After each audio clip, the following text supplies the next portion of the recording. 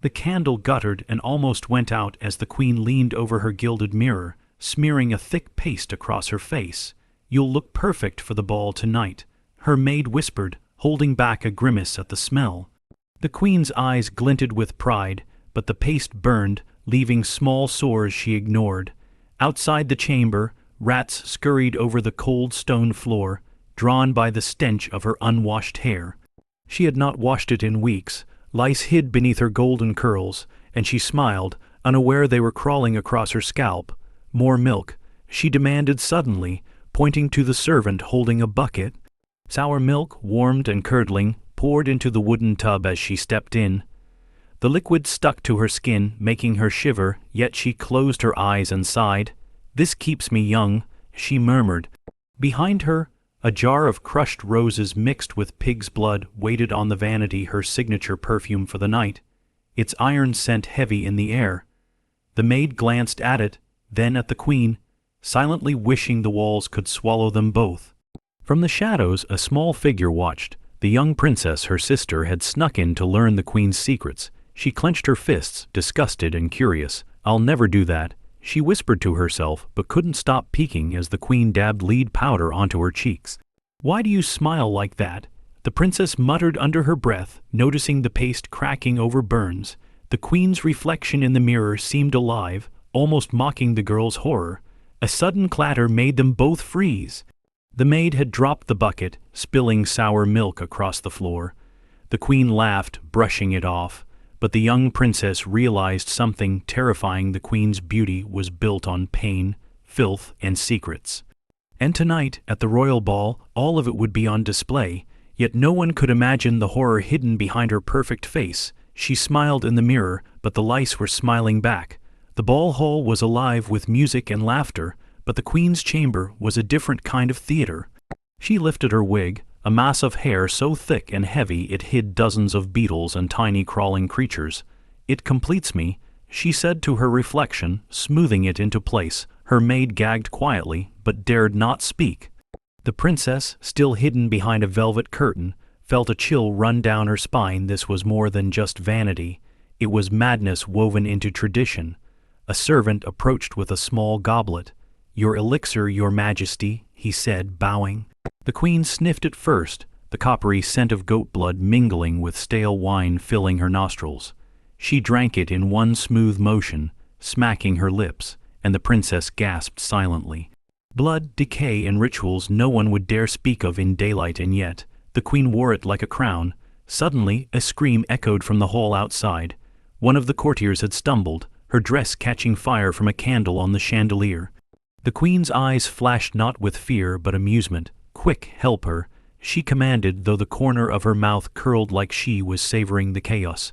The princess felt the walls closing in. Power here was terrifying, unchecked and masked with beauty. She noticed something else, something impossible. The queen's reflection in the mirror didn't match her movements entirely. A twitch here, a slight delay there. The air seemed thicker, almost alive.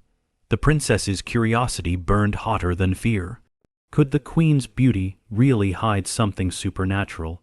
Or had she just embraced the filth and horror of centuries so completely that reality itself bent around her? Her reflection moved before she did, and it was smiling first. The princess edged closer, her heart pounding as she watched the queen prepare for the ball. Tonight the ritual would reach its peak. The queen lifted a small golden locket from the vanity inside. Tiny lice had been sealed as charms for luck and fertility.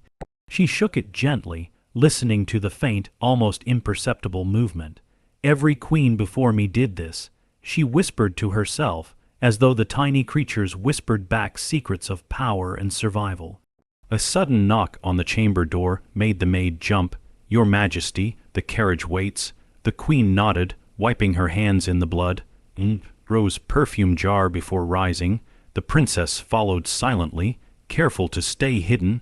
She noticed the queen's corset, soaked in vinegar and mold, constricting her waist painfully. Every step she took made the girl flinch. The queen's beauty came at a cost too ghastly to imagine. As they moved down the corridor, the princess saw another horrifying detail. Open chamber pots lined the hall, their contents barely concealed by ornate covers. The stench was suffocating, yet the queen walked through as if she were in a fragrant garden. The princess gagged, but no one noticed. Power, it seemed, allowed the queen to transcend the smell of rot itself. Then, in a twist that froze the princess's blood, she realized the queen had left a trail not of perfume, but of the very paste, blood, and milk she'd smeared over herself. Footsteps followed them, invisible to the court outside, but leading straight to the hidden, secret truth of the queen's power. Something in the palace itself seemed to acknowledge her rituals, amplifying her presence in ways that were almost unnatural. She walked through filth like a goddess, and the walls bowed to her. The ball had begun, a swirl of silk, laughter, and candlelight, but the princess stayed hidden in the shadows, watching the queen move through the crowd. Guests bowed and whispered, unaware of the horror beneath her perfect face. The queen's perfume roses crushed into pig's blood filled the hall, masking the sour stench clinging to her skin. Yet some guests shifted uncomfortably, drawn to the underlying rot, unable to explain why. Suddenly, a hand grabbed the princess's arm. It was the young prince, curious about the hidden alcove. "You shouldn't be here," he whispered, eyes wide. "I've heard stories, things no one dares speak of." The princess nodded, pointing toward the queen. The prince's gaze followed, and his face went pale as he realized what she had seen. The wig crawling with beetles, the paste cracking over burns, the locket of lice swinging lightly at her chest. Then the queen turned suddenly, as if sensing the hidden eyes. The princess froze. For a heartbeat, the queen's reflection in the mirror behind the crowd moved independently, tilting her head, smirking, before returning to normal. The prince gasped, but the queen laughed softly, a sound that didn't reach her lips. The hall felt colder, the candles flickering as if the room itself feared her. The princess's curiosity battled with fear.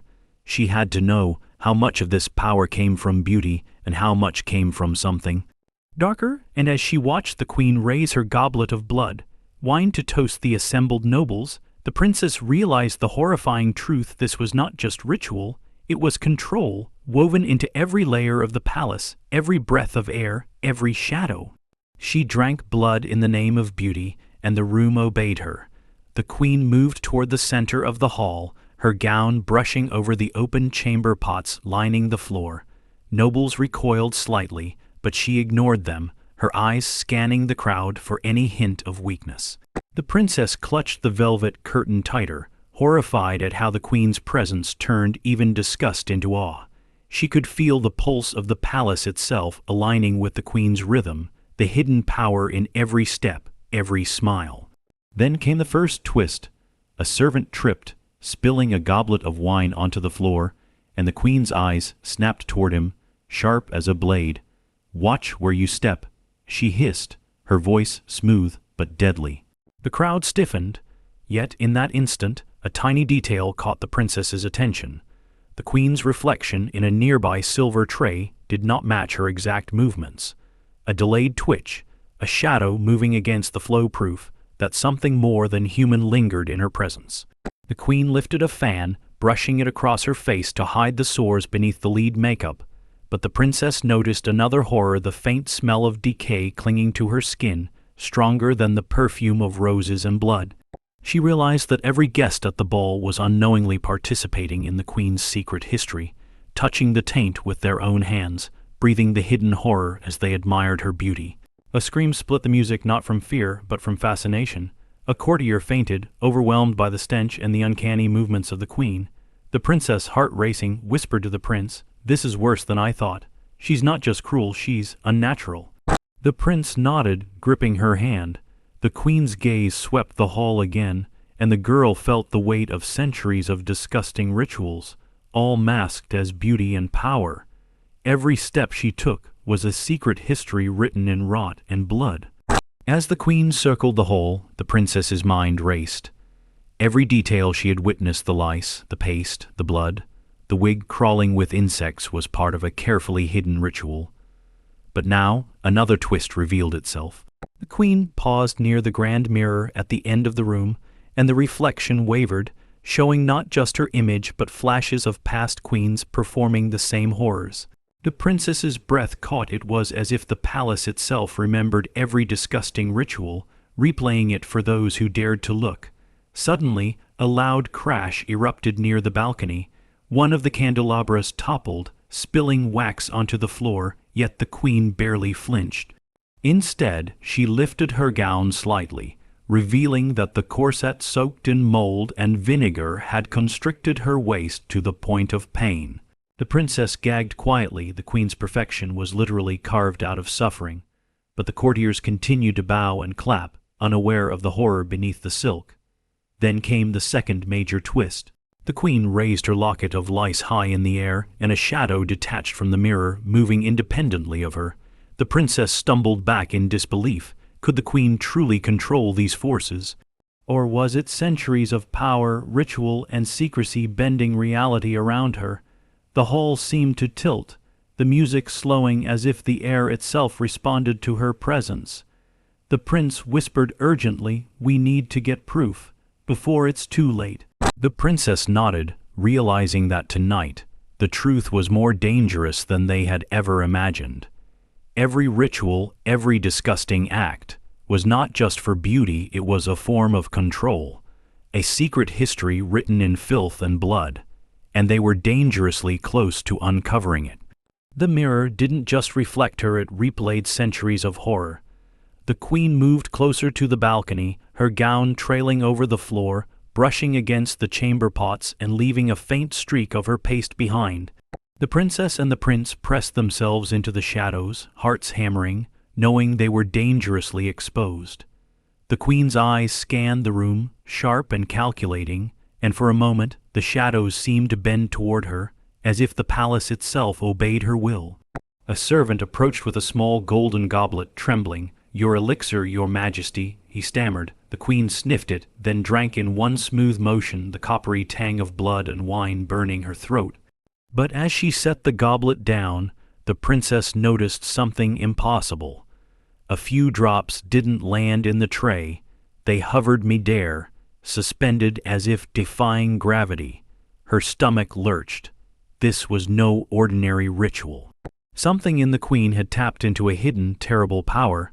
Then another twist. A shadow detached itself from the wall, stretching across the hall like a living thing. It moved with intention, circling the queen, answering to her silently. The prince grabbed the princess's arm. "We can't just watch. We need to expose her." She nodded, gripping his hand, but the queen's gaze suddenly flicked toward them. For a heartbeat, the hall froze, a deadly, frozen moment where the queen seemed to know every secret in the room. The music faltered as she smiled, a slow, knowing curve of her lips. "Do you think you can hide from history?" she whispered, almost to herself. The princess swallowed hard, realizing that tonight, the disgusting hygiene rituals, the blood, the lice, and the mold were not just secrets, they were weapons, and the queen was their master. Every drop of blood, every speck of rot, was under her command. The princess and the prince retreated deeper into the shadows, hearts pounding. They could see the queen now in full display, standing beneath the grand chandelier, her wig shifting unnaturally as beetles scuttled through it. She raised her arms, and the locket of lice swung with precision, almost as if signaling unseen forces.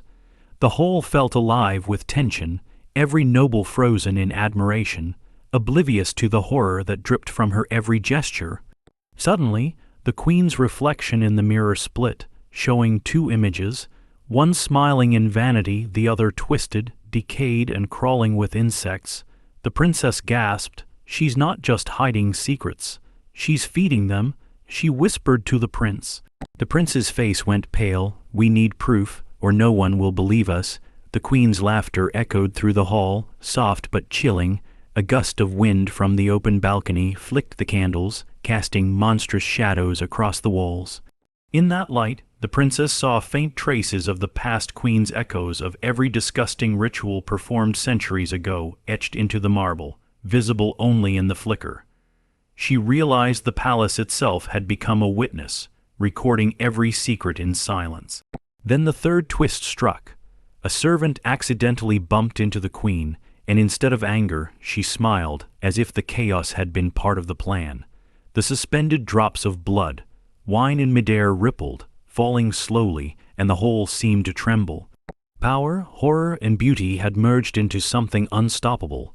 The princess's stomach churned with fear, but a spark of determination ignited. They had to capture the truth tonight, before it became another hidden layer of the queen's grotesque legacy. The palace remembered every secret, and tonight it whispered them all. The queen glided toward the center of the hall, her gown whispering across the floor like a warning. Every noble bowed instinctively, drawn by her presence, unaware of the crawling horrors hidden beneath her silk and jewels. The princess and prince clung to the shadows, watching as the queen lifted her fan, revealing the cracked lead paste on her cheeks and the sores beneath. The sight made the princess shiver, but she couldn't look away. Curiosity had a grip too strong to resist. Then came the next twist. The queen's reflection split again, but this time it moved independently, grinning with malice at the hidden observers. A chill ran down the princess's spine. It's like she's controlling the mirrors themselves, the prince whispered, gripping her arm. The queen raised the locket of lice again, and tiny, almost invisible legs could be seen moving, as if acknowledging her command. Every disgusting ritual, every grotesque detail of her beauty, was part of a secret power no one could see until now. A sudden crash of a candelabra startled everyone. Wax spilled onto the floor, yet the queen didn't flinch. Instead, she stepped over it gracefully, her corset constricting her waist painfully, reminding the princess that her perfection had been carved from suffering. The crowd gasped, thinking it elegance, but the princess knew the truth. Horror had been transformed into authority. Finally, the queen's eyes locked on the curtain where the princess hid. For a heartbeat, the room seemed to hold its breath. Then she smiled, faintly, knowingly, as if she had anticipated every move, every gasp, every horror the hidden pair had witnessed. The princess realized the stakes. Tonight, they weren't just observing history. They were in danger of becoming part of it.